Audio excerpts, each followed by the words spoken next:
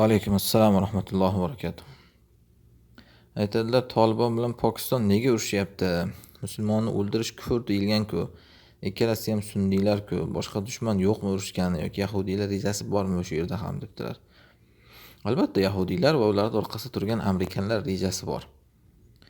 Har qanaqangi dunyoda o'zi sodir bo'layotgan urushlarda Allohning taqdiri izni bilan albatta, hikmati bor Allohning. Lekin mana shu aytilgan shaxslarda o'rni bo'ladi.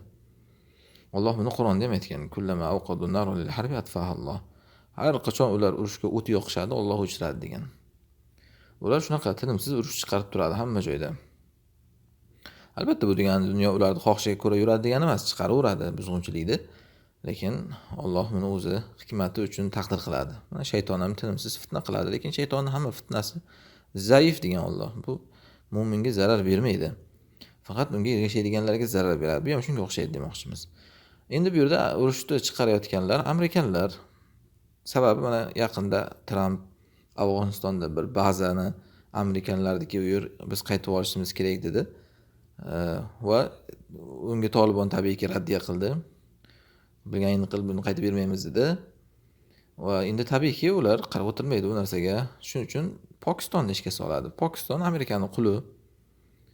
Shuning uchun ham mana haligi Imron Xonni olib tashlashdi, sal bir islomiyroq shaxsiyatligi yoki hech bo'lmaganda vatanparvar shaxsiyatligi, hamma narsada Amerikaga qullik qilavermaydigan shaxsiyatligi uchun Pokistondan o'sha Imron Xonni olib tashlab, qamatib yo'q qilishdi. O'rniga o'zlarini qulini olib kelib qo'yishgan hozir.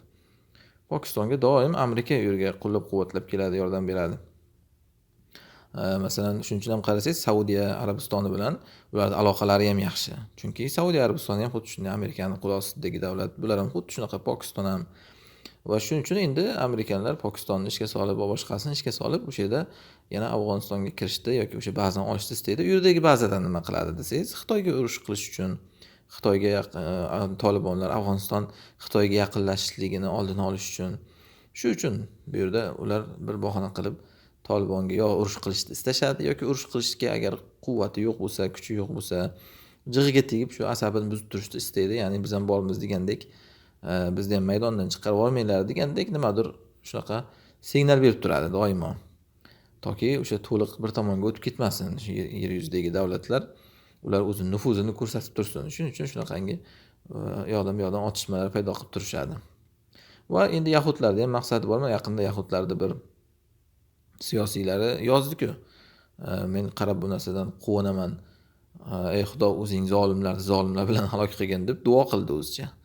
Ya'ni maqsadi Pokistonni Tolibon bilan, Tolibonni Pokiston bilan halok qilgin deyapti. Har qancha islom o'lkalarida shunaqangi urushlar, vayronagarchiliklar bo'lsa, bular shuncha xursand. Olam nigohi faqat mana shu G'azada, boshqada bo'layotgan hodisalarga emas, boshqa tomondagi hodisalarga ham qarasin odamlar degandek, chalg'itish siyosati ham yotadi.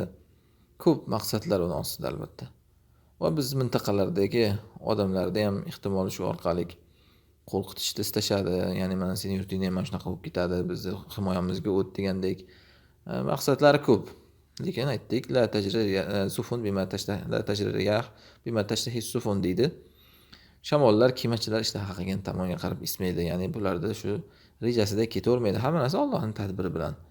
Alloh o'zi xayrli narsaga taqdir qilgan bo'lsa, xayr bo'ladi inshaalloh. Allohu a'lam.